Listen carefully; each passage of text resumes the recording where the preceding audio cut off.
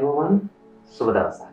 විභව යාත්‍රා විද්වත් කතිකාව අද උතුම් වූ පුරපසළොස්වක පුන් පොහෝ දවසේදී මෙලෙසින් ගෙරීමට අපේක්ෂා කරන්නේ වැදගත් වූ කරුණු කාරණාවන් සමුච්චයක් පිළිබඳව සාකච්ඡා කරන්න. විභව යාත්‍රා විද්වත් කතිකාව තුළින් හැමදාම සමාජයේ කතා බහට පාදක වූ කරුණක් පිළිබඳවයි අපි කතා බහ කිරීමට බලාපොරොත්තු වෙන්නේ. අද දවසේදී අපි වැඩසටහන තුළින් සාකච්ඡා කිරීම බලාපොරොත්තු වෙන්නේ බෞද්ධ දර්ශනය සහ ජ්‍යොතිෂ වේදය කියන මේ කරුණ සම්බන්ධව. මේ කරුණු කතා බහ කරන්නට අද දවසේ අප සමග සම්බන්ධ වෙන ප්‍රවීණ ජ්‍යොතිෂවේදී ධර්මාචාර්ය අජිත් ලොක්ගේ මැතිතුමන් ඉතාමත් ගෞරවයෙන් යුක්තව මේ මොහොතේදී පිළිගන්න ලබනවා. ආයුබෝවන්. ඔබ දන්නවා ජ්‍යොතිෂවේදිය පිළිබඳව වර්තමානයේ වන විට යම්කිසි ආකාරයක මිනිසුන් තුළ විශ්වාසවන්තභාවයේ ගිලහුණු තත්ත්වයක් තිබෙන්නේ. ඒ වගේම තමයි විවිධ වූ කාල වකවානුන් තුළදී විවිධ වූ මතිමතාන්තරයන් සමාජය තුළ බෙහෙවින්ම ව්‍යාප්ත වුණා. හැබැයි ජ්‍යොතිෂ විද්‍යාව නැත්නම් ජ්‍යොතිෂ ශාස්ත්‍රය මේ පිළිබඳව බොහෝ අය තුළ විවිධ අදහස් තිබෙනවා. මේ නිසා මම මුලින්ම ඔබතුමන් මෙතන යොමු වෙන්නේ. අද වන විට ජ්‍යොතිෂ වේදයට තියෙන තැන කොහොමද කියලා අහුවොත් සමහරක් වේද ජ්‍යොතිෂ වේදියෙක් විදියට ඔබතුමන් ලැජ්ජත් හිතෙන්නේ. කොහොම නමුත් මම මුලින්ම ඔබතුමාගෙන් විමසන්නේ ජ්‍යොතිෂ විද්‍යාව සහ බෞද්ධ දර්ශනය අතර තියෙන සම්බන්ධතාවය ඔබතුමා කොහොමද දකින්නේ? ආයුබෝවන් තෙරුවන් සරණයි. සුප්‍රීම ටීවී විභව යාත්‍රා තුළින් ඉන්දික මහත්මයා ඉතාමත්ම කාලීන ප්‍රශ්නයක් මා වෙත ඉදිරිපත් කළා. මම හරිම කැමතියි ඔබතුමා ඒ වගේ ප්‍රශ්න මගෙන් අහනවට. මම ජ්‍යොතිෂ වේදියෙක් හෝ ජ්‍යොතිෂය වෙන ඉදිරිපත් වීම පිළිබඳව මම දකින්නේ ආඩම්බර පුද්ගලයෙක් හැටියට තමයි මා ඔබතුමාට මුලින්ම සඳහන් කරන්නේ. ඒකට හේතුව තමයි හෙළයාගේ අතීතයේ අපේ ශ්‍රී ලංකාවේ පැවතෙන හෙළයාගේ අකණ්ඩ අන්‍යෝන්‍ය හැකියාව, ඒ වගේම අනන්‍යතාවය, ඒ වගේම හෙළයාගේ කෙම්පාන් ශාන්ති කර්ම, ආයුර්වේදය, ජ්‍යොතිෂ වේදය, සෙත් කවි, ප්‍රාණ කවි, බෝධි පූජා, ඒ වගේම සර්ප විෂ වෙදකම ආදී විවිධ ඔවුන්ටම ආවේනික ශිල්පීය ක්‍රමවේද ගණනාවක් අත්වල් බැඳගෙන ගමන් කරපු අතීත සම්භවයක් සිංහල ජාතියට මේ හෙළයාට ශ්‍රී ලාංකිකයාට තිබුණා කියන එක ඉන්දික මහත්මයා මම ආඩම්බරයෙන් ප්‍රකාශ කරන්නට ඕනේ. එතකොට ඔබතුමාට හිතන්නට පුළුවන් මේ ජ්‍යොතිෂය කියලා කියන්නේ අපි මේ උදේ හවස රූපවාහිනියෙන් දකින්න පුද්ගලයා කියන එක ඔබට හිතන්නට පුළුවන්. මේ ජ්‍යොතිෂය කියන්නේ අජිත් ලොකුගේ කියන පුද්ගලයා නෙවෙයි. එහෙම නැත්නම් මේ ජ්‍යොතිෂය කියලා කියන්නේ අපි මේ රූපවාහිනිය දකින්න පුද්ගලයා නෙවෙයි. ඊට වැඩිය ගැඹුරු දෙයක් මේ තුල තිබෙනවා. ඇත්තටම ඉන්දික මහත්මයා බුදුදහමට ජ්‍යොතිෂය සම්බන්ධ වීම කුමක්ද කියන එක, ඒ සම්බන්ධතාවය කුමක්ද කියන එක දිහා බැලුවහම අපිට පැවතුණු ඇත්තටම අපි බුද්ධ ආගම කියලා කිව්වට ඇත්තටම මේක බුද්ධ දර්ශනය. ඒක බුදුරජාණන් වහන්සේගේ දර්ශනයක්, ක්‍රමවේදයක්, සිස්ටම් එකක්. අපි ඉංග්‍රීසියෙන් කියන ෆිලොසොෆි කියලා. ඒ අනුගමනය කිරීමක් තිබෙන්නේ. ඒ නිසා මේ අනුගමනය කිරීමට අපගේ ජ්‍යොතිෂයේ සම්බන්ධ වීමත් අතීතයේ පටන් පැවතෙන ක්‍රමවේදයක් පෙන්වු කරනවා. අපි හුඟක් වෙලාවට ජ්‍යොතිෂයෙන් යම් කිසි කෙනෙකුට බලන්නේ කර්මය පිළිබඳව. බෞද්ධ දර්ශනය තුනක් පෙන්වන්නේ කර්මය පිළිබඳව. මම හැම විටම විශේෂයෙන්ම සඳහන් කරන දෙයක් තමයි ඉන්දික මහත්මයා ජන්මපත්‍රය නෙවෙයි මේකට මම කියන්නේ කර්මපත්‍රය කියලා. ඒ කියන්නේ කර්මයට අදාළ විපාක පත්‍රය කියලා තමයි මේකට අපි හඳුන්වන්නේ. ඒ කියන්නේ ක්‍රියාවට අදාළ විපාකය. ඉන්දික මහත්මයා අපි පෙර සංසාරේ යම්කිසි අකුසල කර්මයක් කරා කියලා හිතන්නේ. අපි පෙර සංසාරේ තම ස්වාමියාට සැලකුවේ නැති කාන්තාවක්. ඒතර කර්මපත්‍රය තුලින් නොහොත් මේ ජන්මපත්‍රය තුලින් මේ බව බලන්නට පුළුවන්. එතකොට අපි මේ භවය තුල කියන්නේ ඒ කර්මයට අදාළ විපාක පත්‍රය තුලින් ඒ කර්මයට ප්‍රතිවිරුද්ධ දේ කරන්න තමයි අපි උනන්දු කරවන්නේ. එතකොට බුද්ධ දර්ශනය තුල උනත් බුද්ධ ආගම තුල උනත් පුද්ගලයාට යහමගට ගන්න තමන්ගේ කරපු කර්මයට විරුද්ධ දේ කරලා ප්‍රතික්‍රියාවක් කරලා ප්‍රතිකර්මය ඉස්මතු කරන්න තමයි උත්සාහ කරන්නේ. බුදුරජාන් වහන්සේ දේශනා කළේ නුඹට මා දකින්න අවශ්‍යද? එසේනම් මාගේ ධර්මය දකින්න. ධර්මයේ තියෙන සරණක්, දෙවියන්ගේ තියෙන පිළිටක්. අපේ ජ්‍යොතිෂය තුල තියෙන රෝඩ් සයින් එකක්. ඒ කියන්නේ මාර්ග සලකුණක්, ක්‍රමවේදයක්, ගමන් මාර්ගයක්. ඉස්සරහා වලක් පල්ලමක් කන්දක් කියලා පෙන්වන එකක් මේක තුල තිබෙන්නේ. එතකොට අපි ඉස්සරහා කන්දක් වලක් පල්ලමක් තියෙනවා නම් අපිට වෙනත් පාරක ගමන් කරලා ඒක මගහැර ගන්න පුළුවන් කාර්කම තිබෙනවා. අපි ජ්‍යොතිෂය තුලින් බලන්නේ අන්න ඒකයි. එතකොට බුදුදහම සමග අත්වැල් බැඳගෙන යන ගමනක් මේ ජ්‍යොතිෂය තුල තිබෙනවා. ඒ නිසා බුදුරජාන් වහන්සේ නිරතුරුව කර්මය පිළිබඳව ගෙනහැර දැක්වුවා. උන්වහන්සේගේ තිබුණ හිසේ කැක්කුම පෙර භවයේදී දීවර ගම්මානයක ඉපදිලා මාළුවල් යනවා දැක සතුටු වෙලා පාපය අනුමෝදන් වෙච්ච නිසා Tamanට බුද්ධත්වයට පත් වෙලා ඒ කර්ම ශක්තියෙන් වෙච්ච විපාකයේ පිළිබඳව ජනතාවට දේශනා කළා. ඉතින් අපි විශේෂයෙන්ම ජ්‍යොතිෂය තුලිනුත් ජම්මපත්‍රෙනුත් කර්මපත්‍රය තුලිනුත් පෙර භවයේ ඒ පුද්ගලයා කරපු කර්මය දිහා තමයි බලන්නේ. කර්මයට විරුද්ධ ප්‍රතික්‍රියාවක් කරන්න තමයි අපි හඳුන්වන්නේ. අපි උදාහරණයක් හැටියට පෙර භවයේදී කරපු ප්‍රාණඝාතාදී අකුසල කර්මයක් පුද්ගලයෙකු තිබෙනවා නම් ඒ පුද්ගලයා මේ මොහොතේ දැඩි සත්කාරයකකේ ඉන්නවා නම් ඒ පුද්ගලයාට වෛද්‍යවරුන්ගේ බෙහෙත් ක්‍රමවේදවලින් සනීප කරමින් නොහැකියාව තිබෙනවා නම් අපි කර්මපත්‍රය තුළින් බලනවා පෙර භවයේ මේ පුද්ගලයා කරලා දෙන කර්මය කුමක්ද කියලා. එතකොට ඉන්දික මහත්මයා අපි හිතමු ඒ පුද්ගලයා පෙර භවයේදී සතෙක් මරණයටපත් කරලා තිබෙනවා. ඒ සතා මරන්න පොල්ල වෙනත් දීපු කෙනාට තිබෙන්නේ අනියත මාරකයක්. නමුත් මරණ පුද්ගලයාට ඉන්දික මහත්මයා තිබෙන්නේ නියත මාරකයක්. එතකොට මේ නියත මාර්ගයේ සහ අනියත මාර්ගයේ දක්ෂ ජ්‍යොතිර්වේදයා හොඳට වෙන් කරගන්න දන්නවා. වෙන් කරගත්තට පස්සේ මේ නියත මාර්ගයේ තියෙන කෙනාගේ කර්මය වෙනස් කරන්න අපහසුයි. ඒ අපහසුභාවය අපි දැනගෙන ඒ පුද්ගලයාගේ මනස හදනවා. මේ කර්මානුරූප සිද්ධ වෙන දේවල් කියලා මනස හදලා යාව හිත සංසුන් කරනවා. නමුත් අනියත මාර්ගයේ තියෙන කෙනා ඉන්දික මහත්මයා කර්මය වෙනස් කරන්න පුළුවන්. ඒ තමයි යාර පොල්ල වෙනත් දීපු කෙනා. නමුත් එයාගේ කර්මය අහෝසි කර්ම බවට පත් කරගැනීමේ හැකියාව අපේ ජ්‍යොතිෂය තුල පිළිබිඹු වෙනවා. එතකොට අපි ඒ අදාළ ක්‍රියාව කරපු පුද්ගලයා මේ භවයේ මේ විඳවන වේදනාව දුරු කරන්න අපි ප්‍රතික්‍රියාවක් වශයෙන් සත්තුන් මරණයෙන් නිදහස් කරන්න, ඒ වගේම නාගයෙක් නිදහස් කරන්න, එළදෙනක් නිදහස් කරන්න, මරණයෙන් බේරන්න, සෙත් කවියකට වඩා ප්‍රාණ සෙත් කවියක් කියන්න ආදී අපිට විශේෂිත ක්‍රමවේද තිබෙනවා. ඒ වගේ ධර්ම මාර්ග වෙන් කරලා හඳුනාගෙන ඒකට ප්‍රතිවිරුද්ධව කරන ප්‍රතිකර්ම තිබෙනවා. කර්මයට ප්‍රතිවිරුද්ධ දේ තමයි ඉන්දික මාත්‍ය ප්‍රතිකර්ම කියලා කියන්නේ. ඒතර එහෙම කරාම ඒ සුබදායි තත්වයක් උදා කිරීමේ බලය තිබෙනවා. ඒ නිසා ඉන්දික මාත්‍ය විශේෂයෙන්ම මේක බුද්ධ දර්ශනය තුල බුද්ධ ආගම සමග අත්වල බැඳගෙන යන ගමනක් තමයි ජ්‍යොතිෂය තුල තිබෙන්නේ. විශේෂයෙන් අපි සිංහල අවුරුදු දවසට ගන්න නැකත් වල පවා අපි බුදුන් වැඳලා ආගමික කටයුතු කරලා ඒ නොනගතේ කියන්නේ නොනැකත කියන එක. ඒ වෙලාවේ විවේක සුවෙන් ඉඳලා ආගමික කටයුතු කරලා ඒ වගේ ක්‍රමවේදයක් අපි කියන්නේ. අපි ජ්‍යොතිෂය තුලින් ප්‍රතිකර්ම කියනකොට ආගමනුක කෝල කටයුතු කරන්න තමයි උනන්දු කරන්නේ. කිසිම ජ්‍යොතිර්වේදියෙක් වෙනයම් ශාරීරිකව මානසිකව චිත්ත පීඩා දෙන කාට හරි අගතිගාමී දෙයක් වෙන දෙයක් නෙමෙයි අපි යෝජනා කරන්නේ සුගතිගාමී වෙන දෙයක්. අන්න ඒ නිසා ඉන්දික මහත්මයා බුද්ධ දර්ශනයේ තමද අත්වැල් බැඳගෙන යන කාටත් හානියක් නොකරන බුද්ධ දර්ශනයට සාධාරණත්වය ඉටු කරන බුද්ධ දර්ශනය තුළින් යහපත උදා කරන දෙයක් අපි කරන්නේ. ඔබතුමාට මම පොඩි දෙයක් කියන්නම්. අපේ දානගේක බණගේක අපේ ගරු කටයුතු ස්වාමීන් වහන්සේලා ධර්ම දේශනා කරන එනකොට සමහර මිනිස්සු එළි ඉඳගෙන බලන්න අපි අවංකව සත්‍ය කතා කරමු. සීනි ටිකක් අරන් ඇවිල්ලා පුටු උඩ තියලා දාන් අදින්න උත්සාහ කරනවා, කැරන් ගහන්න උත්සාහ කරන වෙන ක්‍රීඩා කරනවා, එදී පුටුයි වාඩි වෙලා වෙන වැඩ කරනවා. නමුත් ඔබතුමා හිතන්න කේන්දරයක් බලන්න පුද්ගලෙක් එන්නේ දෙලොව රත් වෙලා. එක්ක රෝග පීඩාවකින්, එක්ක ධනහානියකින්, එක්ක චිත්ත පීඩාවකින්.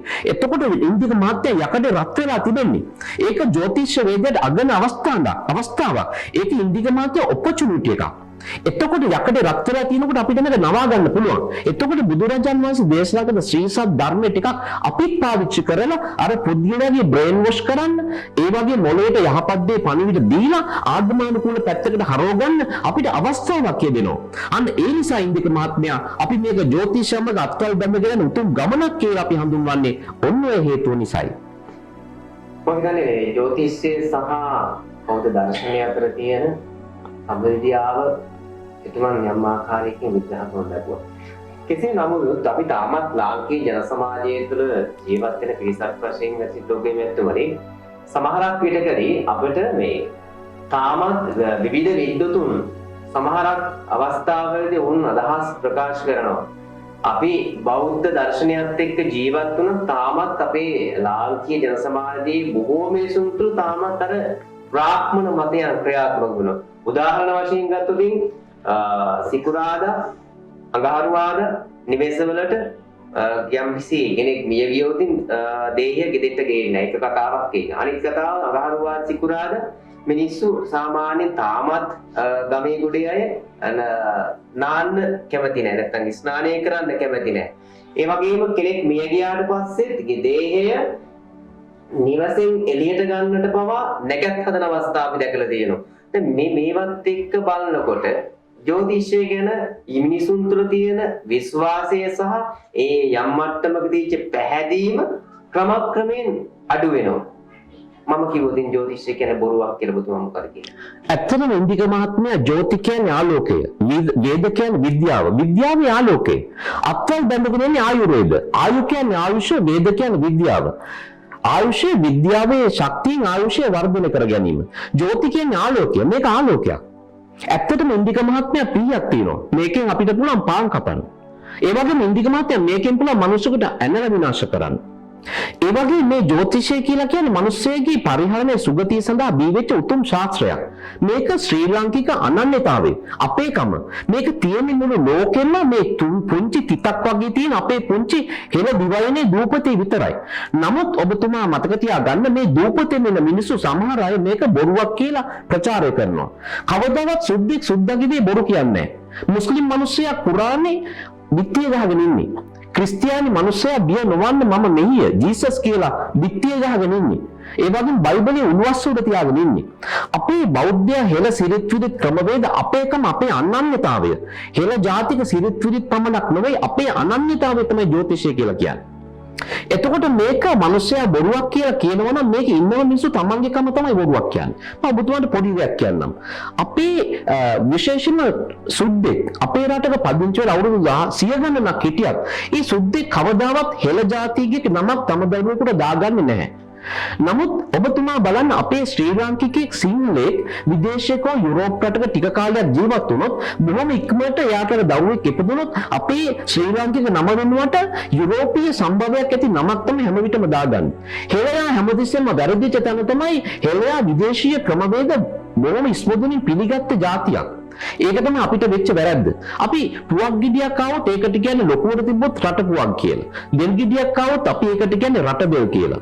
ඒ වගේම හොඳ කෑමක් ආවොත් රට ඇඳුම්, රට රෙදි. අපේ එහෙම තමයි අතීතයේ උගදෙනෙක් ඒව භාවිතා කළේ.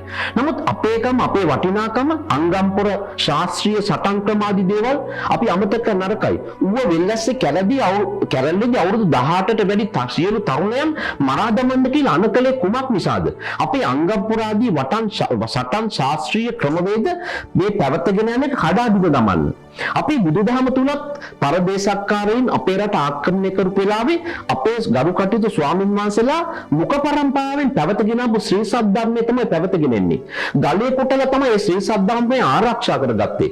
ඔබතුමා දන්නවා අපි සතුව විශේෂිත කෙම්පහන් ක්‍රමවේද, කලා ශිල්ප, ආයුර්වේද, උද්‍යාන ක්‍රමවේද, කුකරි, සංගප්පර සටන් ක්‍රම, සර්ප විෂ වෛද්‍ය ආදී විවිධ අපේ අත්වල බෙදගත්තු ගණනාවක් තිබෙනවා. මේ වගේ වටිනා පුස්කොළ පොත් ගණනාවක් අපි සතුව තිබුණා. මේ පුස්කොළ පොත් ගණනාවක් මේ නැව් වලින් පටවගෙන විදේශ රටවලට අරන් ගියා. මම එංගලන්තේ පෞද්ගලික කාලේ ජීවත් වෙච්ච කෙනෙක්. මම එංගලන්තේ දැකලා තිබෙනවා විශේෂයෙන්ම ඒ ඔවුන්ගේ තිබෙන මධ්‍යස්ථානවල ඔවුන්ගේ පුරාවස්තු සොරැකූ තියෙන තැන්වල අපේ පුස්කොළ පොත් තිබෙනවා. ඉන්දික මහත්මයා හොඳට මතක තියාගන්න මේ පුස්කොළ පොත්වල අපේ ගතිසිරිත්, බෙහෙත්තේ වෙදකම, ගුවන් යාන ඉංජිනේරු ශිල්පය, සර්ප විෂ වෙදකම ආදී බොහෝම ක්‍රමවේද තිබෙනවා. ඒ සෑම දෙයක්ම ඕන් පළපෝජයට ගන්න උත්සාහ කරපු අවස්ථා තිබෙනවා. ඕන් ප්‍රසිද්ධ වෙන්දෙසින්ම විකුණපු අවස්ථා තිබෙනවා. මේවා සමහර දේවල් ඕන්ට මේ සිංහල අක්ෂර අඳුනා ගන්න බැරි වීම නිසා තාමත් ඒවා හිරවීම තිබෙනවා. ඒකේ තිබෙන පින් නම්බරේ තමයි අවබෝධ කරගන්න බැරිකම තමයි මේ වචන අතරේ හිඩසක් නැහැ. ඒ කියන්නේ අකුරු බැඳිලා තියෙන එක දිගට. එතකොට ඒ අයට මේකේ පින් නම්බරේ තමයි මේ මැද අකුරු වල වචන වෙන්වීමක් නැහැ. ඒ වචන වෙන් වෙච්ච නැති නිසා ඕන්ට මේ පොත් හරියට කියව ගන්න අපහසුතාවය තිබෙනවා. නමුත් අපිට මේ ශාස්ත්‍රයේ කියව ගන්න පුළුවන් හැකියාව තිබෙන අය බොහෝ දෙනෙක් ඉන්නවා. ඔබ බලන්න ත්‍රස්තවාදීන් කොටි ත්‍රස්තවාදීන් අපගේ ශ්‍රී දළදා මාලිගාවට බෝම්බ ගාලා විනාශ කරා. බොහෝ දෙනෙක් කිව්ව දෙයක් තමයි ඒ තිබුණ විදිහට ගලින් එක නෙලා ගන්න පුළුවන් කමක් ඇති වෙන්නේ නැහැ කියලා. ඔබ බලන්න පුවත්පත් දැන්වීම පළ කරලා ඒ හෙළ කලා ශිල්ප තිබෙන පුද්ගලයෝ රෝලා නැවත තිබේ තත්වයට මේ ප්‍රකෘතිමත් තත්ත්වයට පත් කළා. අද ඔබට පුළුවන් දේ වෙනස අඳුරගන්න. ඒක සූක්ෂම බැලුවත් වෙනස අඳුරගන්න බැරි විදිහට ප්‍රකෘති තත්ත්වයට පත් වෙලා තිබෙනවා. අපි මේ හෙළ ජානවල අතීත සම්භවයක් තිබෙන මුතුන් නැත්තන්ගේ ජාන අපි තුල තිබෙනවා. ඔබ යම්කිසි පුද්ගලයෙක් කියනවා නම් ජ්‍යොතිෂය බොරු, ආයුර්වේද බොරු, රෙද්ද බැනිය බොරු, සිංහලකම බොරු, සර්ප විෂ වෙදකම බොරු, සෙත් කවි බොරු, ප්‍රාණ කවි බොරු කියලා කියනොන ඒක තිබෙන ඉන්දිකමාත්ම හෙළ ජාන ප්‍රතිශතය අඩු වැඩිකමක්. මොකද ඔබතුමා හොඳට බලන්න මුස්ලිම් මිනිස්සෙක් අඳුර ගන්න පුළුවන්, ද්‍රවිඩ මිනිස්සෙක් අඳුර ගන්න පුළුවන්, සුද්දෙක් අඳුර ගන්න පුළුවන්, අරාබි මිනිස්සෙක් අඳුර ගන්න පුළුවන්. විදේශ රටකට අන්තර්ජාතිකව සිංහලෙක් ඉදිරිපත් වුණාට පස්සේ ඒ අයව අඳුර ගන්න අපහසුතාවයක් තිබෙනවා. සමාජයට මේගොල්ලෝ සුදුත් නැහැ කළුත් නැහැ කියලා. කොයි જાති අයද කියලා. ඒකට හේතුව තමයි සමහර හෙළෙන්ගේ සිංහලෙන්ගේ අපේ රට දූපත් රාජ්‍යයක්. අපේ රට දූපත් රාජ්‍යයක් නිසා විවිධ පරදේශක්කාරයන් විවිධ ජාතීන් අපේ රට ආක්‍රමණය කළා. ඒකට හේතුව තමයි අපේ රට හොඳ ස්ථානයක ස්ථානගත වෙලා තිබිච්ච දූපතක් නිසා. දූපත් රාජ්‍යයක් නිසා. ඒතර විවිධ අය අපේ රට ආවා. පෙළවහා කරගත්තා. කසාද බැන්දා. පෞල් ජීවිත ගෙව්වා. බලෙන් සංසර්ගයේ යෙදුණා. ගම්බින් ගිනි තිබ්බා. ඒ වගේම ප්‍රදේශ ආක්‍රමණය කළා. ඒතර අපේ සමහර අයට විදේශයේ ජාන තිබෙනවා. එතකොට යම්කිසි කෙනෙක් කියනවා නම් මේවා බොරු කියලා ඔවුන්ගේ හෙළ ජාන ප්‍රතිශතයේ අඩුකම තමයි ඒක පෙන්වු කරන්නේ. ඔබතුමා දන්නවා මිනිස්සු ලක්ෂයක් විතර බිහි වුණාට පස්සේ තමයි ශ්‍රී ධර්මපාලතුමා වගේ, සෝම හාමුදුරුවෝ වගේ, අන්නගාරික ධර්මපාලතුමා වගේ, ඒ වගේම වීර පුරන්නප්පු වගේ සුපිරි චරිත අවුට්පුට් එකක් එන්නේ. මිනිස්සු ලක්ෂයක් 10000ක් විතර බිහි වුණාට පස්සේ තමයි උතුම්මයි බිහි වෙන්නේ. එහෙම බිහි වුණාට ඒ හැම අවස්ථාවකම අපේ හෙළ ජාතික අභිමානය ඉස්මතු කරලා දැම්මා. ඒක තමයි අපේ අනන්‍යතාවය. එතකොට අපිට ඇත්තටම මේක බොරුවක් කියනවා නම්, මේක වංචාවක් කියනවා නම්, මේ අපේ ශාස්ත්‍රයේ බොරුවක් කියනවා නම් ඒක ඇත්තටම හෙළ ජාන පිළිබඳ ප්‍රශ්නයක් තිබෙන්නේ. ඒ කියන පුද්ගලයාට ගාණක් වෙන්නේ නැහැ. මට මතකයි මම පුංචි කාලේ ඉස්කෝලේ 5 පන්තියේදී මගේ පාසලෙන් අපි වෙක්කන් ගියා වීර පුරන්නපු චිත්‍රපටය බලන්න. ඒ ඩබල් ඩෙකර් එක ගියේ මට අද වගේ මතකයි. එනකොට අපි කීප දෙනෙක් හරියට අඬ ආවා. මේ වීර පුරන්නපු බලන්න පටන් ගත්ත වෙලේ අපේ ලේ කකියන්න ගත්තා. සීට් එකේ නැගිටින්න හිතුණා. අපේ සමහර යාළුවෝ කිව්වා මොනවට නඩන්නේ? මේක මොකද්ද? දැන් නෑනේ. එහෙම ප්‍රශ්නයක් නෑනේ. ඉතින් එයාට වෙඩි තිබ්බම අපිට මොකද? එහෙම ප්‍රශ්නයක් තිබුණ අතීතයේ. නමුත් ඉන්දික මත අදත් එහෙම තිබෙනවා. ඒක හෙළයාගේ අභිමානය පිළිබඳ ප්‍රශ්නයක්. කැකෑරෙනවා නම්, වේදනාවක් එනවා නම්, අපේකම ගැන ඉස්මතු කරන් හිතෙනවා නම්, ඒ හෙළ ජාන ප්‍රතිශතය වැඩි වීමක් තමයි එතන තිබෙන්නේ. අන්න ඒ නිසා ඉන්දික මහත්මයා මේ අපි ආයුර්වේද ජ්‍යොතිෂය කියන්නේ පුද්ගලෙක් නෙමෙයි. අපි යම්කිසි වෛද්‍යවරයෙක් කියනවා අද අපේ රටේ ඉන්න විශේෂඥ වෛද්‍යවරයෙක් එයා කියනවා නම් ඒක තමයි ඔවුන්ගේ බටහිර වෛද්‍යයේ අයිතිය කියලා. ඒක එතුමාගේ අයිතිය නෙමෙයි. අපේ ඒ නිසා මේක මගේ පෞද්ගලික දර්ශනයක් නෙවෙයි. මේ අපි ඒකේ පුරුකක් විතරයි. ඒ නිසා ඉන්දික මහත්මයා අපිට අපේකම ගැන තියෙන අභිමානයක්. ඒක ජ්‍යොතිෂයට තනි කරලා පහර දෙන්න පුළුවන් කමක් නැහැ. ශ්‍රී ලංකාවේ මම තමයි ප්‍රථම වතාවට සඳහන් කරන්නේ ජ්‍යොතිෂය කියන එක තනි වෙච්ච දෙයක් නෙවෙයි කියලා. ඒක සමග තව එකට ගමන් කරන අත්වල බැඳගෙන යන කණ්ඩායමක් මේක ඉන්නවා. ඒ නිසා අපෙන් අරංගිය ශිල්පීය ක්‍රම අතරේ පුස්කොළ පොත්වල ආයුර්වේද ක්‍රමවේද හෙළ ක්‍රමවේද පිළිබඳව අදත් මේ පුස්කොළ තුළ නොනැසී නොබිනී තියෙනවා.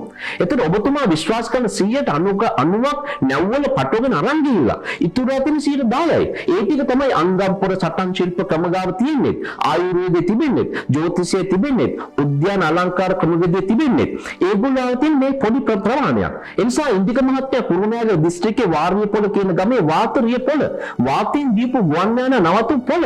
ඒ කියන්නේ අපේ අභිමානය. ඒ කියන්නේ වාතයෙන් දීපු ගුවන් යාන පොළක් තිබුණා. වෙන ලස්ස, වෙන ලක්ෂයක් තිබුණා. ඒ අපේ අභිමානය. ඒ අපේකම. සීගිරිය.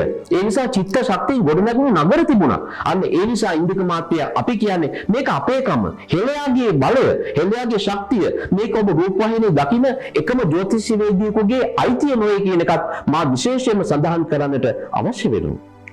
මේ කරුණුත් එක්ක සාපේක්ෂව බැලුවොතින් අජිලෝකයේ වැටුමනේ බොහෝ විට අද මිනිසුන් තුළ ජ්‍යොතිෂ්‍ය පිළිබඳව තිබුණු විශ්වාසය නැති වෙන්නට වග කියන්න ඕන කොටාසියකුත් තිබෙනවා.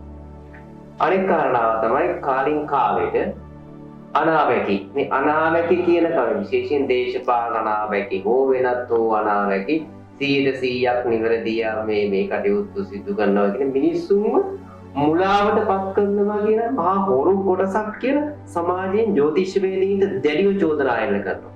මේ කරුණ ඔබතුමා කොහොමද? ඇත්තටම ඉන්දික මහත්මයා මම නැවතත් සඳහන් කරන ජ්‍යොතිෂය කියන්නේ පුද්ගලයෙකුගේ ඒක පරම්පරාගත ධනයක් නෙවෙයි.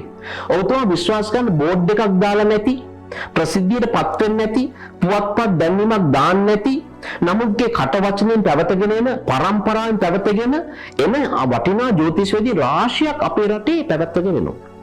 එතකොට බොහොම සුළු පිරිසක් ඇවිල්ලා ජනමාධ්‍යෙන් ඉස්මතු වෙලා ඔවුන්ගේ සුබ ශක්තිය වර්ධනය කරගන්න උත්සාහ කරනවා. අපේ සිංහලයේ හැටි තමයි හුඟක් වෙලාවට බොහෝ වැරදි කරත් පොඩි දෙයකින් ඒක යටපත් කරන්න පුළුවන්.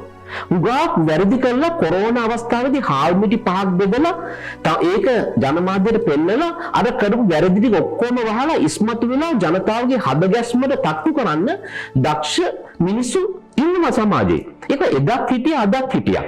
ඒක තමයි යථාර්ථය. ශ්‍රී වික්‍රම රාජසිංහ රජුගේ පාවා දුන්නේ කවුද?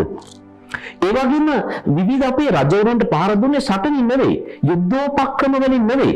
ඒතකොට කාන්තාවන්ට පුරුදු කළා, මත්පැන් පුරුදු කළා, දුරාචාරය පුරුදු කළා, උපක්‍රමශීලීව. එහෙම තමයි අපේ හැකියාවට ගැලුවේ. එක් අවස්ථාවක රජ කෙනෙකුට එතුමාට විදේශිකයෙක් ඇවිල්ලා බොහොම ආදරෙන් කතා බස් කළා. ඔහුගේ ප්‍රධාන පුරෝහිතතුමාට කිව්වා හදන්න කියලා සිංහාසනයක්. රජතුමාට උපන්දිනේට විශේෂ උත්සවයක් තියෙන සිංහාසනය පරිත්‍යාග කරන්න. අනිත් පැත්තෙන් රජතුමාට ඇවිල්ලා කිව්වා අන්න අහවලා සිංහාසනයක් හදලා ඔබේ රාජ්‍ය පැහැර ගන්න කියලා. ඊට පස්සේ මේ සම්බන්ධතාවය කැඩුනා.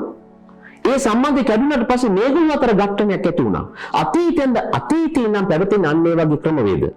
අපේකම අපේ හෙළසිරිත් ක්‍රමවේදයට ගහන ක්‍රමවේද සුද්ධ අතර එදත් තිබුණා අදත් තිබුණා. අපි බලන්න කැඳ ටිකක් ගත්තොත් අපි කියන්නේ කැඳ බිව්වොත් හොඳට ශක්තිමත් වෙනවා. නමුත් මොකද අතීතයේ අපිට පැවතගෙන ඉන්නේ මතයක් දැම්ම මොකද කැඳ බිව්වොත් මොකද වෙන්නේ නිදිමත වෙනවා කියලා. කිරිබත් කෑවොත් නිදිමතයි කියලා. කැවුම් කන්න යෝධයා සිංහලයා මෝඩයා කැවුම් කන්න යෝධයා කියලා. ඒවා ප්‍රචාරය කළා. නමුත් ඇත්තටම සිංහලයා කිතුල් හකුරු යොදලා කිතුල් පැණි යොදලා හදපු කැකුළු හාලේ පිටි වලින් හදපු කැවුම් කාලා සිංහලයා ශක්තිමත් වුණා. ලෙඩුනේ නැහැ. ඒ නිසා සිංහලයාගේ ශක්තිය දුරු කරන්න රට දෙල් වර්ග අපි අතර ප්‍රචලිත කරා. පාම් පිටි වර්ග ප්‍රචලිත කරා. පාම් පිටි වලින් සිංහලයාගේ හැකියාව දුර්වල කරලා දැම්මා. ඇත්තටම අපි අවබෝධ කරගන්න ඕනේ ශ්‍රී ලාංකිකෙක් වශයෙන් විශේෂයෙන්ම මේක අපේකම. මේක අපේ ශක්තිය.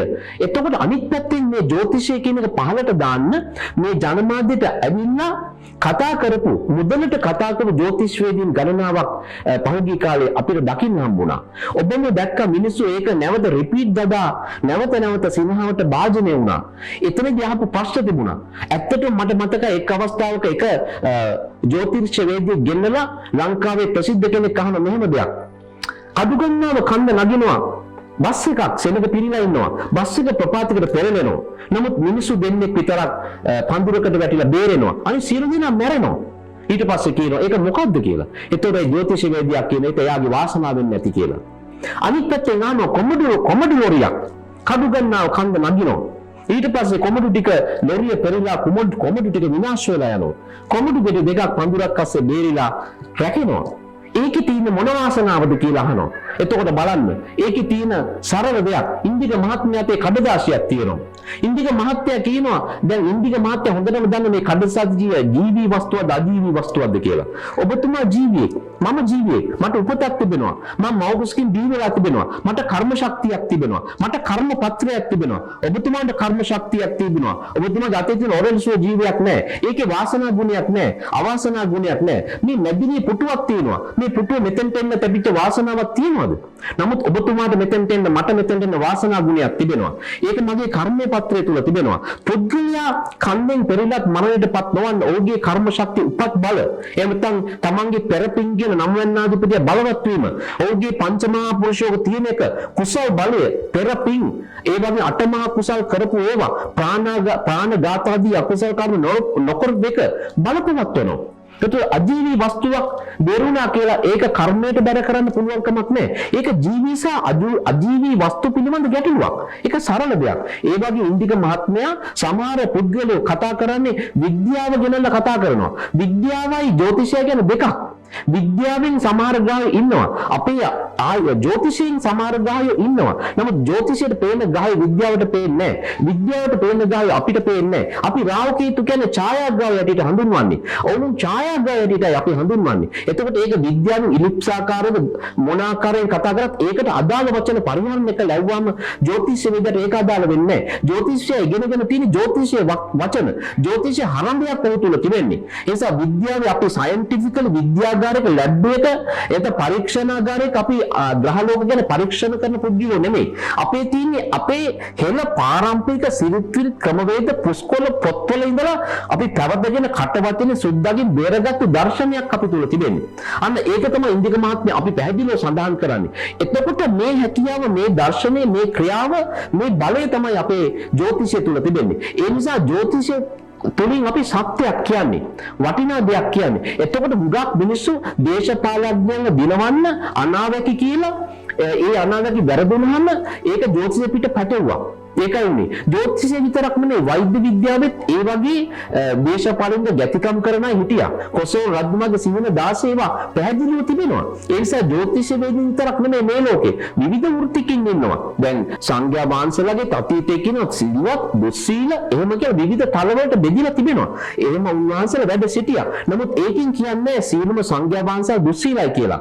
අපි කියන්නේ අෂ්ටාර්ය පුද්ගල මහා සංඝරත්නයට තමයි අපි දොරක් මුදුන්දී නමස්කාර කරන්නේ. ඒ තුල අර වගේ අය විශ්වාස වෙන්නට පුළුවන්.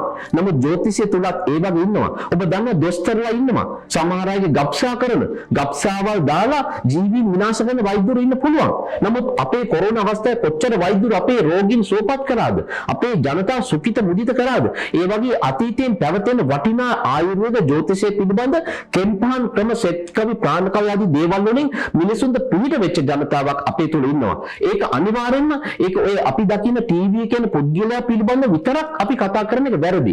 හැමතිස්සෙම ජ්‍යොතිෂ වේද්‍ය අදාළ පුද්ගලයා හැමතිස්සෙම කරන උපදේශන සේවයක්. අපිට අපේ ගුරුවරු මට මගේ ගුරුවරයා උගන්වලා තිබෙන්නේ අනාවැකි කියන්නේ යන්න එපා. හැබැයි උපදේශන සේවයක් කරන්න. ඒක උපදේශන සේවයක්. කර්මය පිළිබඳ පහදන්න. මේක උනේ කොහොමද කියලා දෙන්න. ඒ කර්මයට අදාළ විපාකයක් තිබෙන බව කියන්න. ඒ විපාකයට ප්‍රතිකර්මයක් නිර්මාණය කරන්න. ප්‍රතිකර්මය කියලා කියන්නේ සතෙක් මැරුවා නම් සතෙක් බේරන එක. ගහකොළට හානි කරා නම් ගහකොළ ආරක්ෂා කරන එක. අම්මට සැද්දන් යම් පුද්ගලයෙකුගේ මාතෘ ස්ථානේ නීචයි. පීතෘ ස්ථාන නීචයි. ඒතර සමහර අය අපිට ඇවිල්ලා කියනවා අම්මා සත පහකට අම්මගේ වැඩක් නැහැ කියලා. තාත්තා මට උදව් කළේ නැහැ කියලා. ඒ වගේම කියනවා මම රැකියාවේ ඉන්නවා මට සත පහක වැඩේ කිසි ඵලයක් නැහැ. මම කොච්චර වැඩ කරද අපේ බොස් මට සලකන්නේ. අපි දසවැන්නුවත් වෘත්ති කියන තැන අධිපතියා නීච වෙලා ඉන්නවා. එතන පාපග්ගාව ඉන්නවා. එතකොට වෘත්ති කියන තැනෙන් ප්‍රතිලාභ අඩුයි. ඉන්න එක යථාර්ථය. මට කේන්දරයක් බannව ගරු කටයුතු ස්වාමීන් වහන්සේ නමක්. උන්වහන්සේට මම සඳහන් කළා ස්වාමීනි අවසරයි ඔබ වහන්සේගේ සිව්වැන්න නුවත් හතරවන්න කටකරවාසී සනි සතු වෙලා ඉන්නේ. ඔබ වහන්සේ කුමන පන්සලක හිටියත් ඔබ වහන්සේට එම ස්ථානයේදී කරදරපත් වෙනවා. අනේ මහත්වෝ මම දැන් ගියක් කරන් ඉන්නේ. මට මේ ගෙදර ඉන්නත් නෑ හාමුදුරුවෝ මම ගෙදරක ඉන්නවා කියලා අවටින් මිනිස්සු පරිභව කරනවා කියලා මට සඳහන් කළා. ස්වාමීනි, ඒ අවසරයි 4 වැන්න නීචයි. සිව්වැන්න. ඒ කියන්නේ 4 වැන්න කියන්නේ තමන්ගේ අවට පරිසර නිවස සහ ඒ අවට ප්‍රදේශය. ඒතර උන්වහන්සේගේ පරිහරණය කරන පරිසරයේ අදාළ ස්ථානීය සතුරුයි කටක රාශිය. ඒතර ඒ ස්ථානේ කරදරපත් වෙනවා. ඉතින් ඒ නිසා ඉන්දික මහත්මයා මේක අපි අවබෝධයෙන් තේරුම්ගත යුතු පරම සත්‍යයක් හැටියට අපි හඳුන්වන්නේ. මේක ක්‍රමවේදයක්. මේක විශේෂයෙන්ම අපි සඳහන් කරන්නේ මේකේ අනාගතය වලට වඩා මිනිස්යාගේ සුඛ වීර්යය සඳහා පරිහරණය කළ යුතු ක්‍රමවේදයක් හැටියටයි අපි ජ්‍යොතිෂය හඳුන්වන්නේ. අදහසේදී විභව යාත්‍රාතුලින් අපි කතා කරන මේ කරුණ ඔබට වඩාත් වැදගත් වේ. ජ්‍යොතිෂ වේදයේ කියන කරුණත් එක්ක මිනිස්සු බොහෝ බැඳියාවක් තියෙනවා. හැබැයි අර අම්මා මුලින් සඳහන් කළ ආකාරයට ජ්‍යොතිෂය නාමය තුලින් නැත්නම් ජ්‍යොතිෂ විද්‍යාවේ නාමයෙන් තම තමන්ගේ වඩා ගැනීමේ මේ ව්‍යාපෘතිය නිසා අද මිනිසුන් මේ ශාස්ත්‍රයට තීච්ච ගෞරවය නැත්නම් මේ පිළිබඳ තීච්ච දැඩි විශ්වාසය මිනිසුන්ගේ හිත් වලින් බැහැර වෙලා තියෙන්නේ. අපි ඒ ගැන තවත් බොහෝ දේ කතා කරමු මේ විරාමයෙන් පස්සේ.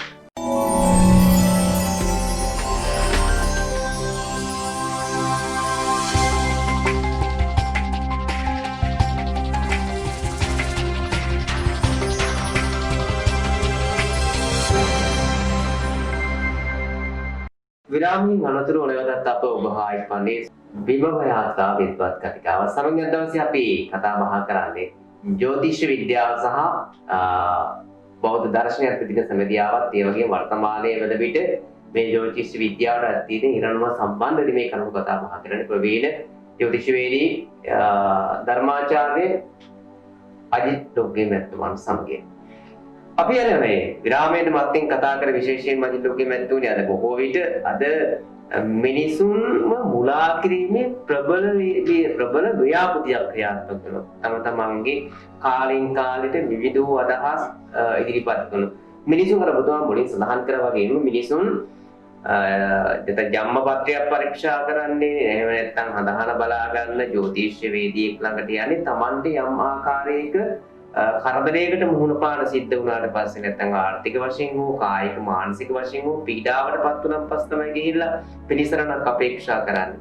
එවන් අවස්ථාවලදී බොහෝ විට අද මේ ශාස්ත්‍රය තුලින් මිනිසුන්ව භීතියටපත් කරන අවස්ථාවක්. නැත්නම් අපිට උදේට ටීවී එක නැත්නම් රූපවාහිනිය හෝ ගුවන් විදුලිය දැම්මට පස්සේ අපිට එනවා අද ඔබට අහවල් දේ වෙන්න තියෙනවා අහවල් දේ වෙන්න තියෙනවා ආදී වශයෙන් විවිධ උවර දවසේ ලග්න බලාපලයක් ඉදිරිපත් කරන අවස්ථා අපිට දැකගන්න. සමහරක් විටකදී මේ මිනිස්සුන්ට දැන් දවසේ බොහොමත්ම උද්‍යෝගයෙන් යුක්තව එළියට බහැර රැකියාවට යන සූදානම් අවස්ථාවකදී බොහෝ විට කියනවා අද දවසේ ඔබට ඉතාමත්ම හොඳ ඇරියානුතුරක් වෙන්න තියෙනවා. එහෙම නැත්නම් ඔබට අද ඉතාමත්ම රෝග පීඩාවලට මුහුණ පාන්න සිද්ධ වෙනවා. ඒ වගේම තමයි අද බොහෝ විට මිනිසුන් වය කරන තවත් සාධකයක් තමයි ඒ රාෂ්ට්‍ර කපල කියන දේ. මේ කරුණු සම්බන්ධව මිනිසුන් තුළ තියෙන දැඩි අවධානයක්. මේ ගැන කොහොමද ඔබතුමා? ඇත්තටම ඉන්දික මහත්මයා ඊටමත් වටිනා කාලීන ප්‍රශ්නයක් ඔබතුමා මගෙන් ඇහුවා. මම පළවෙනි කොටසට යන්න ඔබතුමා ඇහුවේ ප්‍රශ්නේ පළවෙනි කොටස තමයි දවසේ ලග්න පලාපල සත්‍යයක්ද ඒ කියන දේවල් ප්‍රැක්ටිකලි ප්‍රායෝගිකව ඉටු වෙන්න පුළුවන්ද කියන එක. ඉන්දික මහත්මයා මේව දෙයක් තියෙනවා.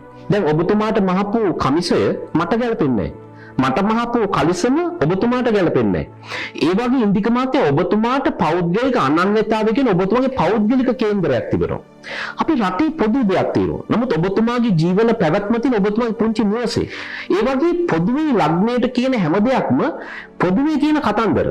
දැන් ඇත්තටම මේෂ ලග්නයට හෙට දවසේදී අති සුබයි නිරෝගී වෙනවා එහෙම කියන අවස්ථා තිබෙනවා.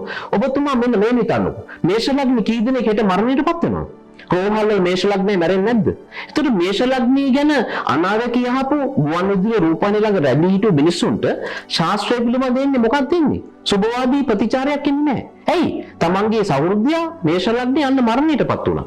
එතකොට කෝ අරගේ කිව්වේ නිරෝගී වෙනවා එහෙම. එහෙම කතන්දරයක් මම පිළිගන්නේ නැහැ. පිළිගන්නේ නැති මම දවසේ ලග්න පලාපල පිළිබඳව ඉන්දික මහත්මයා විශ්වාස කරන පුද්ගලෙක් නෙවෙයි.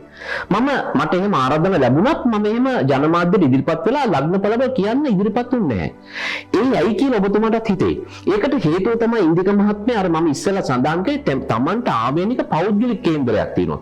ඒ කේන්දර නැත්නම් ජම්මපත්‍රයට මේ කර්මපත්‍රය කියලා කියන්නේ ඉන්දික මහත්මයා මේ දිහා බැලුවහම ඒ ඔබතුමාව මම උපදිච්ච වෙලාවෙදි මේ ආකාශයේ තිබෙන ග්‍රහයන්ගේ සිතුවම ඒ සිත්තම තමයි තියෙන්නේ. ඒතර මේ සිත්තමේ ග්‍රහයන් පීඩන වෙලාවේ දීවෙච්ච පුද්ගලයා මෙන්න මේ ආකාරයේ ගති ලක්ෂණ පීඩනවා මෙන්න මේ වගේ ක්‍රියාමාර්ග ගන්නවා කියන එක පිළිබඳව තමයි පෙන්වු කරන්නේ. අපි උදාහරණයක් හැටියට කියනවා උදේ ලග්න පලාපල කිව්වම මේ පුද්ගලයාට අද දවසේ මේ විදිහට සුගතිගාමී වෙනවා රැකියාව ලැබෙනවා දියුණු වෙනවා කියලා. නමුත් ඒ පුද්ගලයා මේ මොහොතේ සෙනසුරුගේ ජම්මේ රාෂ්ට්‍රයක වගේ අති ප්‍රබල ඒ රාෂ්ට්‍රයක ගෙවන කෙනෙක් නම් සෙනසුරු මහදසාවත් ඒ ආසෙන් ගෙවනවා නම් සම්බිය මතුරු දසාව ගෙවනවා නම් ඒ එතුමා ගෙවන ජීවිතේ ප්‍රබල අපල පරිසම්දන අපල විපත්ගෙන කාල පරාශයක් තමයි ගෙවන්නේ. ඒ මිනිස්සුත් ඔය බලන ඔය පලාපලේ. එතකොට එයා වරද්ද ගන්නවා. මට හරි හොඳයි නේ අද දවසේ. කියලා එතුමා ඉන්වෙස්ට්මන්ට් එකක් ආයෝජනයක් කරනවා. කරපු ගමන් වැඩේ පරදිනවා. අන්න ඒ නිසා ඉන්දික මහත්මයා ප්‍රථම කොට කියන්නට ඕනේ දවසේ ලග්න පලාපල පිළිබඳව සුබවාදී ලොකු බරක් තියාගෙන යන්න එපා කියන එක. තමන්ගේ සැබෑම පලාපල විස්තරය බලා ගන්න ඕනේ තමන්ගේ ජන්මපත්‍රය මුල් කරගෙන. ඒ නිසා ඔබතුමාට මහපු කලිසම් මට හරියන්නේ නැහැ කිව්වේ අන්නේ හේතු උඩ. තමන්ට ආවේනික තමන්ට අදාළ කර්මපත්‍රයේ අනුව තමන්ගේ ප්‍රතිඵලය බලන්න ඕනේ. රටේ ලෝකේ කොච්චර නීති සම්පාදනය කළ තිබ්බත් ඔබතුමාගේ ගේ ඇතුලේ තිබෙන ඔබතුමා ගෘහමූලිකයට අදාළ නීති සම්ප්‍රදායන්. අන්න ඒ නිසා gedara ක්‍රමවේදය වෙනස්. පොදුවේ කරන ක්‍රියාව හෝ පොදු නීතිය වෙනස්. දෙවෙනි එක තමයි ඔබතුමා ඇහුවා මෙන්න මෙහෙම දෙයක් දෙවෙනි ප්‍රශ්නේ. මොකද්ද? මේ ඒ රාෂ්ට්‍රක නිසා මිනිස්සයා බියටපත් වෙන නැත්නම් බියටපත් වෙන ක්‍රමවේද අද ජ්‍යොතිෂවිදින් අනුගමනය කරනවා කියන එක පිළිබඳව සඳහන් කරනවා. ඒකට ඉන්දික මහත්මිය අපි මුලින්ම කියන්න මෙහෙම. අපි ආසයි හැමතිස්සෙම අපි දිනන ජයග්‍රහණය ලබන පරාජය නොවන සුභවාදී අහන්න තමයි අපි හැමතිස්සෙම කැමති. අපි කවදාවත් පෙරදීමක් අහන්න කැමති නෑනේ. නමුත් ඉන්දික මහත්මිය ඇත්ත තිත්තයි නමුත් සත්‍යයි. තිත්ත වුණත් ඇත්ත කියන්න ඕනේ. නමුත් හුඟක් ජ්‍යොතිර්විදින් ඇත්ත කියන්න හෝ කැමති නෑ. මොකද පුද්ගලයා තමන්ව පිළිගන්නේ නැති නිසා.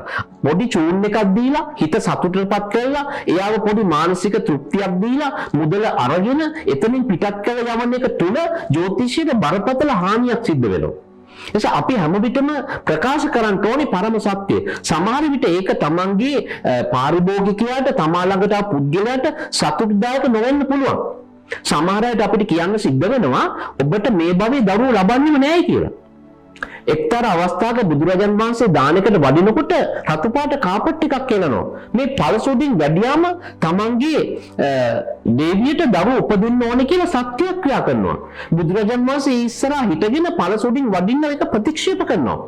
ඔබට මේ භව විතරක් නෙවෙයි ඉදිරි භව කීපයකට දරුවෝ නැහැ කියලා ඔබගේ දේවියට ප්‍රකාශ කළා මේ රතු පළස ඉවත් කරන්න කියනවා. එතනදී පොඩ්ඩක් සතුටටපත් කළා බුදුරජාන් වහන්සේ මෙයාට චිත්ත ප්‍රීතියක් දීලා දාන වළඳලා ආපසු වැඩියේ නෑ. නමුත් සත්‍ය ප්‍රකාශ කළා. නමුත් ඒක එහෙම වෙන්න හේතුව අතීත ආත්ම භාවයකට අරන් ගිහිල්ලා තම වෙළඳාම් කටයුතු කරනකොට දූපතකට ගහන් ගිහිල්ලා කුරුළු බිත්තර කෑවා. පසුව කුරුළු බිත්තර කද්දී පළවැල දැකලා ඒකට තමන් පරිවර්තනය නොවි කුරුළු බිත්තරම දිගටම අනුභව කිරීම නිසා ආත්ම ගන්නක දරුවෝ නෑ කියලා දේශනා කළා. නමුත් එහා පැත්තට මාරු වුණා නම් පළවැල දැක්කට පස්සේ කුරුළු බිත්තර කණ එක නැවැත්තුවා නම් අනිවාර්යෙන්ම මේ භවයේ දරුවෝ හම්බෙනවා. ජීවිතේ බේරගැනීම චේතනාව විතරක් ඒ දේ කරලා පස්සේ මාරු වුණා නම් මේ කර්මය අහෝසි කර්ම බවට පත් කරන්න තිබුණා කියලා බුදුරජාන් වහන්සේ දේශනා කරනවා. අන්න ඒ වගේ ඉන්දික මහත්මයා ඒ රාෂ්ට්‍රකයක් කියන්නේ පෙර සංසාරේ අනුන්ට දෙන ලද චිත්ත පීඩා තමා කරා එන වෙලාව. ස්වභාව ධර්මයා විසින් අපට දඬුවම් දෙන වෙලාව. රජෙක් වුණත් තමන්ගේ ධර්මයේ හැටියට පිළිවෙනවාය. යාචකයෙක් වුණොත් හිඟමන් නොලැබී ගිහිල්ලා පීඩාවට පත් වෙනවාය. ගන්න තීරණ වරදිනවාය. ළඟ හිත මිතුරන් හැර යනවාය. පාත්‍යක් කොටලා තිනවා, ජලයේ පෝර දාලා තිනවා. සසරගත කර්ම බීජ තිබුණොත් පැලහට ගන්නවා. ශාරීරිකව මානසිකව ධනෙන් බලෙන් ගුණෙන් ශක්තියෙන් පිරිනනවා. ඒවට අපේ ඒ රාෂ්ට්‍රක කියලා කියනවා. ඒ රාෂ්ට්‍රක ආවම් කොලේ ගහලා ගන්න පුළුවන්. පොඩි සන්තෝෂයක් දීලා යවන්න පුළුවන්. ඒතර පුද්ගලයා දන්නේ නැතුව යනවා. දන්නේ නැති වුණාම අපේ ජ්‍යොතිෂය කියලා කියන්නේ රෝඩ් සයින් එකක්. මාර්ග සලකුණක්. ඒක අතීත අතීතයේ ඍෂිවරු සඳහන් කළා තියෙන ගඟකින් එතර වෙන පාරුවක්සේ භාවිත කරන්න. ගඟින් එතර වෙලා පාරුව තොටු පොළේ දාලා යන්න කියලා. කරගහගෙන යන්න එපා කියලා. කේන්දරේ කරගහගෙන යන්න එපා කියලා කියන්නේ. නමුත් පණිවිඩ කරුවෙක් මේක. අපිට කේන්දරේ බලන්නාම ඒ ආපු පාරිභෝගිකය කළු වැඳන් ආවද? අපි දූත ලක්ෂණ බලනවා. එයා කළු වැඳන් ආවද? බටේර බල්ලා කතා කරාද? ඒ වගේම අපායක්ෂරයක් කියලා ආමන්ත්‍රණය කළාද කියලා අපි බලනවා. එයාගේ දූත ලක්ෂණ කියන්නේ අන්න ඒවට.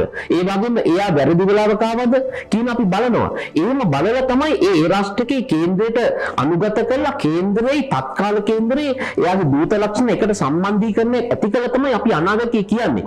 එතකොට ඒ රාෂ්ට්‍රකයා භයානක විදියට කියලා මොරාල් එක බස්සලා මානසික වට්ටලා මේ අපි ඔෆිස් එකකින් අපි එළියට දාන්න ඕමනා වෙන්නේ නැහැ. අපි කරන්න ඕනේ ඒ රාෂ්ට්‍රකේ බැරරුම්කම් පහදන්න ඕනේ. පහදලා ඉවරලා ඒකට ප්‍රතිකර්ම විපාක මෙන්න මේ ආකාර පරිසම්පන්න එනවා කියලා පහදලා ඒකට රිටර්න් එක අපි කියලා දෙන්න ඕනේ. උදාහරණයකට චන්ද්‍රය දෙකේ ඉන්න කෙනෙක්ගේ ධනස්ථානෙනේ දෙන්න කියන ගණනේ. ඔය චන්ද්‍රය දෙකේ ධම්මේ රාෂ්ට්‍රකයක් යනකොට සෙන්සුරු ගමනින් එතෙන්ට ආවම මොකද්ද වෙන්නේ? ධනය සම්බන්ධ පීඩාව කියනවා. ඒතර පුද්ගලයාගේ ලග්න සහ ජම්ම යන ද්විත්වයේ රාශිය එකවර ෆේස් කරන්න සිද්ධ වෙනවා. ඒතර ඒ පුද්ගලයා ව්‍යාපාරිකයෙක් නම් මොකද වෙන්නේ? ඒ වෙලාවේ ඒක හරියට පැහැදිලි නැත්තම් මේ පුද්ගලයාගේ තීන දණේ නැති වෙනවා. ඒතර අපි ඒ පුද්ගලයාට කියන්නේ ඉන්දික මාත්මය ඉදිරියට නොගියට කමන්නේ රිවර්ස් වෙන්නේ නැතුව ඉන්න. කියලා කියන්නේ ඉදිරියට නොගියට කමන්නේ එක තැන රැඳෙන්න. තියෙන දේ රැකගන්න, ආරක්ෂා කරගන්න. තම බිස්නස් එකේ ලාච්චුවට නොනව දාලා දුක් විඳින මානසික වෙන දාඩි දාන පයින් යන බේස වෙන කැප වෙන ඉර වෙන කොටස ඔබතුමා තෝරගන්න කියලා එයාව ක්‍රමවේදයක් හදනවා. ඒ වගේම එයාගේ තීන දණේ රැකගන්න. දිනල හිටියොත් සූදු පොළෙන් නැගිටින්න කියලා අපි දෙනවා. එතකොට එයාව ඉදිරියට නොයාවා තීන තැන රඳව ගන්න අපිට පුළුවන් වෙනවා. එම පුද්ගලයාගේ ඒ රාෂ්ට්‍රයේ සිව්වන නොත් හතරෙන් නොත් පපුව කියන තැන දේපොළ කියන තැන සිව්වන්න යනවනම් එයාගේ පාරම්පරික දේපොළ අහිමි වෙනවා. ඒකට අනුන්ගේ ගැරන්ටියට අස්සම් කරන්න, අපේට උපසට බැංකුවට ගැරන්ටියට දේපොළ තියන්න, තම නමට දේපොළ තියාගන්න එකට යම්කිසි බෙහෙතක් අපි කියලා දෙනවා. සිව්වන්න කියන පපුව, එතකොට පපුවේ ලේනහර වල ප්‍රශ්න, හදවතේ ප්‍රශ්න, ලේනහර සම්බන්ධ ප්‍රශ්න, කොලෙස්ටරෝල් වර්ධනය වීම ආදී වල ඇති විය හැකි කියලා ඒ જાති ආහාර පාන ගන්න එක අපි අඩු කරන්න උපදෙස් දෙනවා. එහෙම උපදෙස් දීලා එයාගේ මොරාල් එක බස්සන්න නැතුව මොරාල් එක ශක්තිමත් කරලා අපි ආගමික පැත්තට නඹුරු කරනවා. ඒ රාෂ්ට්‍රකයේදී වෙන්නේ ඉන්දික මාත්‍යා මීයක් උනන් නොන්දි ගගා ගියොත් තමයි කපුටේ කොටන්නේ. අපි මනස වට්ටව ගම ශරීරය වට්ටනවා. ඒ නිසා අපි මනස වට්ටන්න නරකයි පුද්ගලයාගේ. මොරාල් එක ශක්තිමත් කරන්න ඕනේ. අපි අතීතයේ ත්‍රස්තවංශම යුද්ධ දින යුද බලන් විතරක් නෙමෙයි මොරාල් එකෙන් අපි ගරුකටුද ස්වාමින් වහන්සේලා පවා ඒ උතුරට වැඩලා ධර්ම දේශනා කළා. ඒ තරුණ රණවිරුවන්ගේ හිත ශක්තිමත් කරා.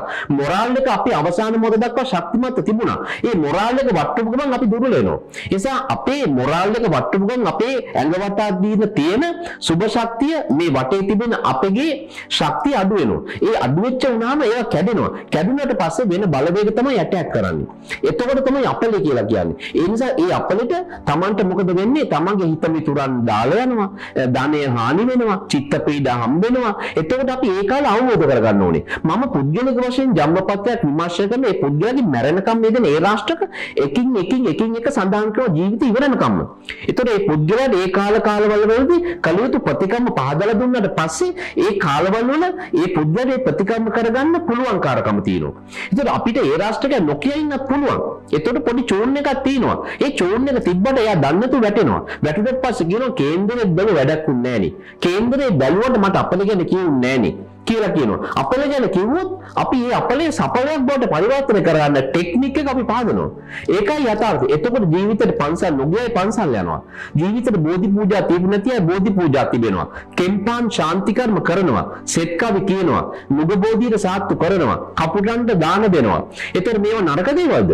එතකොට අපි මේ ඒ රාෂ්ට්‍රකයක් තුලින් කරන්න කියලා කියන්නේ මොනවාද? සත්තුන් බේරෙන එක, සත්තුන්ට ආහාර දෙන එක, ගස් වැල් වලට සාත්තු කරන එක, ඒ වගේ සුබ දේවල් දෙවියන්ගේ ආශිර්වාද ඉන්න එක මේව තමයි කරන්නේ. ඒතර අපි පිටක් නෙල්ලන්නේ. දැන් ඔබතුමා බලන්න පොලිසියට බලන ඉන්නවා. ඇයි ඩොග් සෙක්ෂන් එකක් ඉන්නේ පොලිසියට? පොලිසියේ සුපිරි හැකියාවක් තියෙනවා. ඇයි පොලිසියේ සුනකයාගෙන් ප්‍රයෝජනයක් ලබනවා. ඇයි අපිට නැති හැකියාවක් නැත්නම් ඉවක් සුනකයාට තිබෙනවා. එහෙනම් ජීවීන් අතරින් උසස් ජීවීන් කොට්ටාශයක් තමයි දෙවිවරු. අපිට නැති හැකියාව දෙවියන්ට තිබෙනවා. එහෙනම් අපි බුදුන් වැඳලා දෙවිය පාරේ ගිහිල්ලා දෙවියන්ගේ පිහිට ඉල්ලුප එක වරදක්ද? බුදුරජාණන් වහන්සේලාත් සතරවන් දෙවි උදව් කරලා තිබෙනවා. එහෙනම් අපි පෝරුවේ හිටුන්න පෝරුවේ හතර කොනේ දෙවිවරුන්ගේ කලස් හතර තියෙනවා නම් අපි දෙවියෙක්ගෙන් වැඩ ගත්තට වරදක් නැහැනේ. පොලිසියක් සොනකෙක්ගෙන් වැඩ ගන්නවා නම් අපි දෙවියෙක්ගෙන් වැඩ ගන්න දෙවියන්ට කුසල අනුමෝදන් කළා. ඒ නිසා ඒ රාෂ්ට්‍රකයක් කිව්වම ඒකේ ආදීනෝ දැනගෙන ඒකට ප්‍රතිකර්ම කළා ගොඩ යන ක්‍රමවේදයක් තමයි ජ්‍යොතිෂය තුළ දෙන බේකරන ක්‍රමයක් නොවේ කියන එකයි ඉන්දික මහත්මයා මා පැහැදිලිවම සඳහන් කරන්නේ.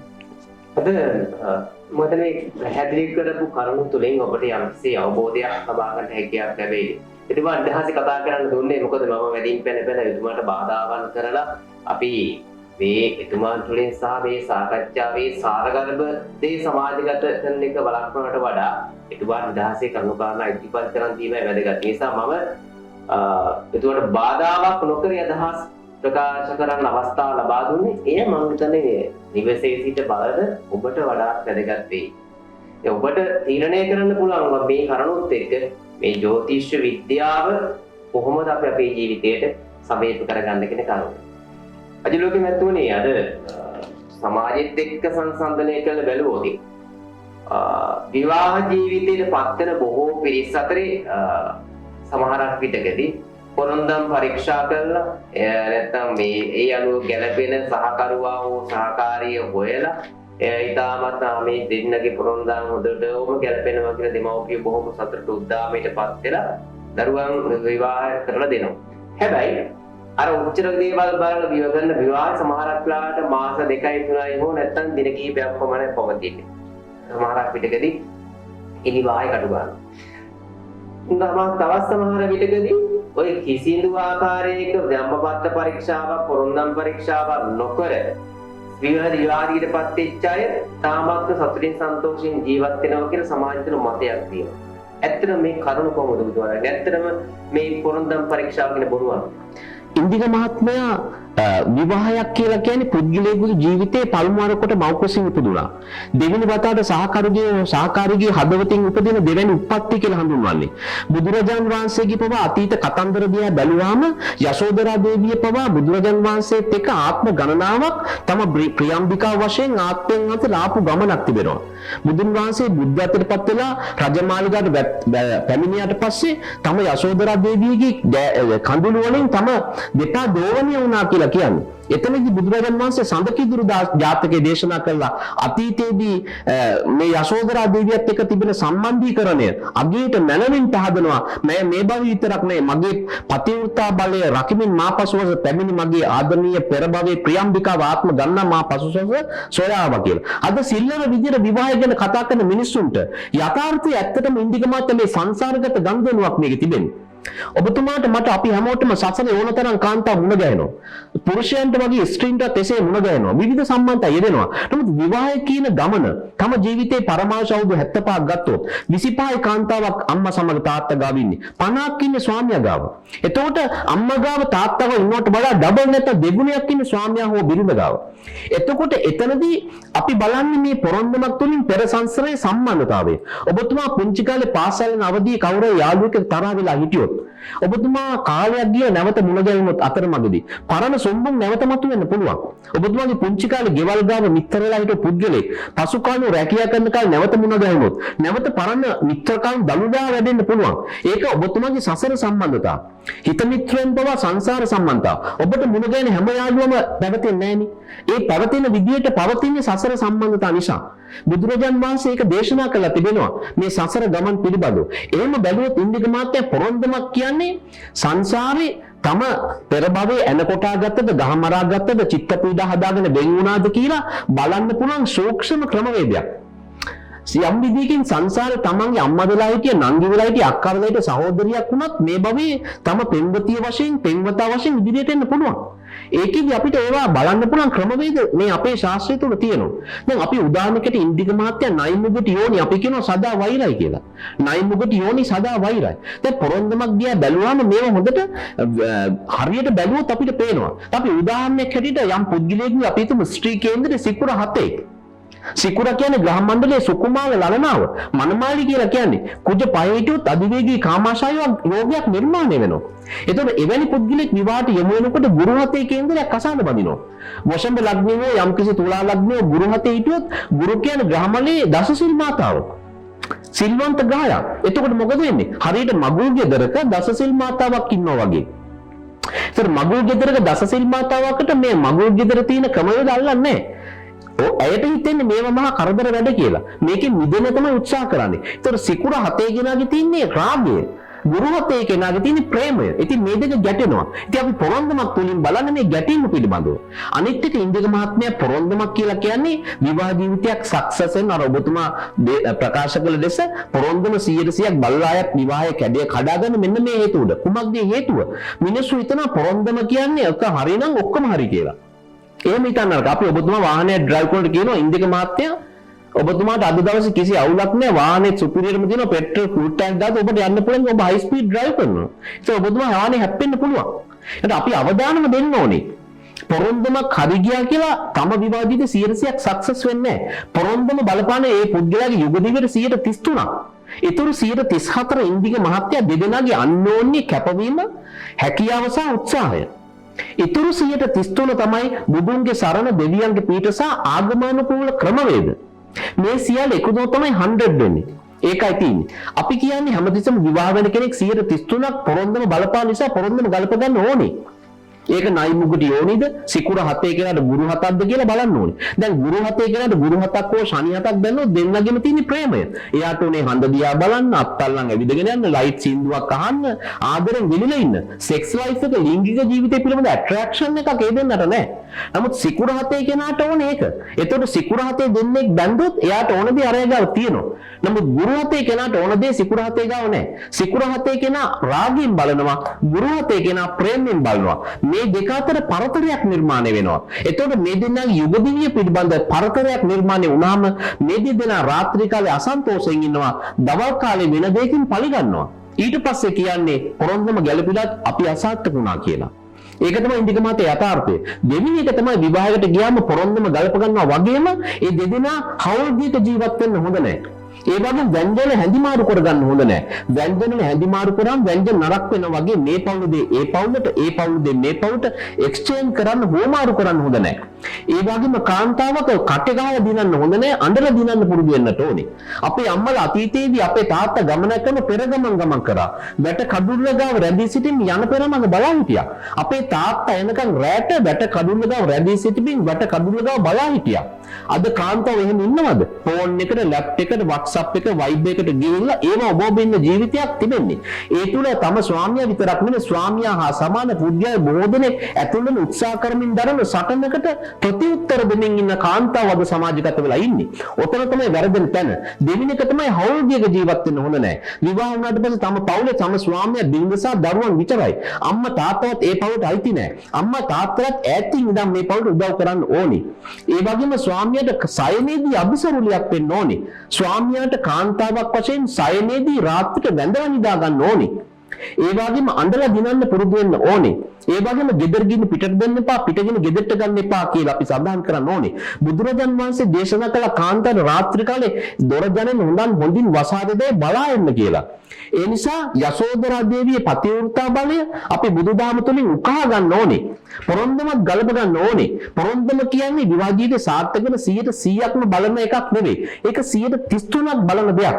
උත්සාහයෙන් විවාහ ජීවිතේ සාර්ථක කරගන්න උත්සාහ කරන්න ඕනේ. තම ස්වාමියා වෙනුවෙන් තමන් කැප වෙන්න ඕනේ. ස්වාමියා රාත්‍රියේ කන්න කැමති මොනවාද? ඒකට තමන් අකමැති වුණත් ඒකට අනුගත වෙන්න ඕනේ. ඒ වගේ ස්වාමියාට අයියේ කියන්න නරකයි. ඒ වගේම නම කියන්න නරකයි.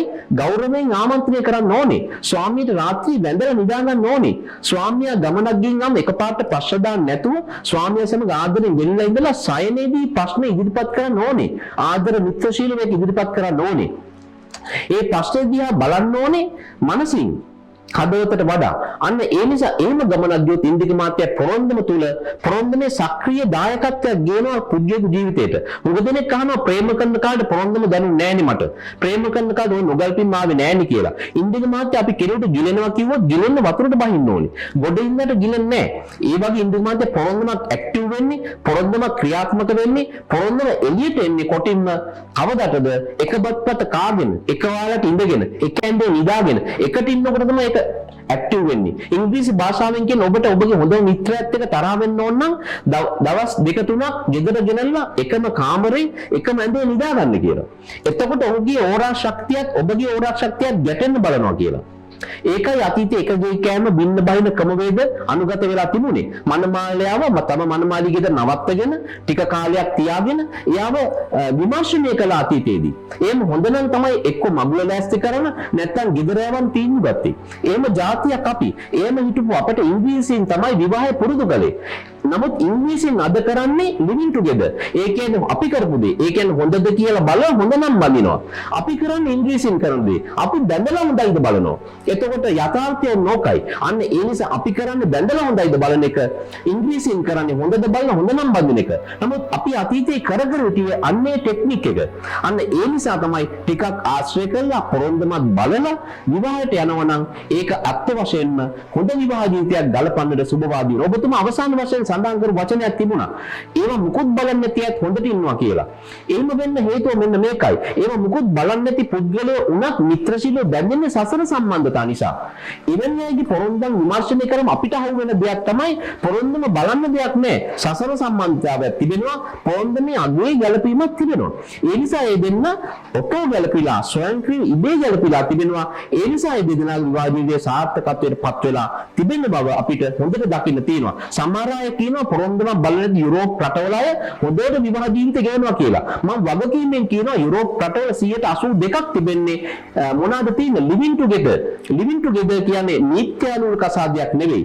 උගක් යුරෝපීයන්ගේ පොඩි දරුවා වුත් සවුත් අප්‍රිකන් කෙනෙක්ගේ ලොකු දරුවා ඒෂියන් කෙනෙක්ගේ පොඩි දරුවා සුද්දෙක්ගේ අනිත් දරුවා කාගේද කියලා දන්නේ නැහැ. නමුත් අපේ යම නෙමෙයි අපිට අපේකම තියෙනවා. අපේ ස්වාමියා, අපේ දරුවෝ, අපේ නිවස, අපේ ගේ, අපේ බිරිඳ, අපේ අම්මා, මගේ පුතා, චූටි දුව, මගේ කියන හැඟීම අපේ තිබෙනවා.